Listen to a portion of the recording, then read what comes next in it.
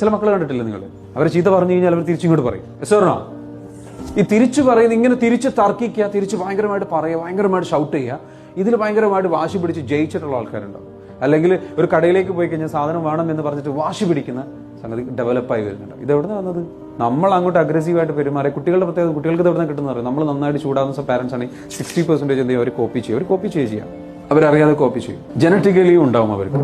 ഇത് കോപ്പി ചെയ്ത് കഴിഞ്ഞാൽ ഓട്ടോമാറ്റിക്കലി എന്ത് സംഭവിക്കും? ഈ കുട്ടി ഇങ്ങനെ പ്രതികരിക്കുന്നതോട് കൂടിയിട്ട് കുട്ടിയുടെ ട്രോമ റെസ്പോൺസ് എന്ന് പറയുന്നത് വെച്ചാൽ ഫൈറ്റിംഗ് ആണ്. ഫൈറ്റിംഗ് വന്നു കഴിഞ്ഞാൽ കുട്ടി എന്ത് ചെയ്യും? ഭാവിയിൽ എന്തായി മാറാൻ സാധ്യതയുണ്ട്?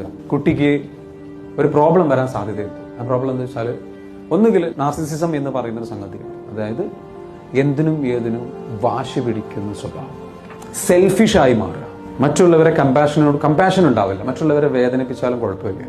മനസ്സിലാവുന്നുണ്ടാവും. ചില പേഴ്സണാലിറ്റി ബുദ്ധിമുട്ടുകൾ, പ്രയാസം, ബിഹേവിയറിൽ എന്താ വെച്ചാൽ ഭയങ്കരമായിട്ട് വാശി, വൈരാഗ്യം, ദേഷ്യം ഭയങ്കരമായിട്ടുള്ള ഒരു വ്യക്തിയായിട്ട് മാറും. ട്രോമ റെസ്പോൺസ് ആയിട്ട്.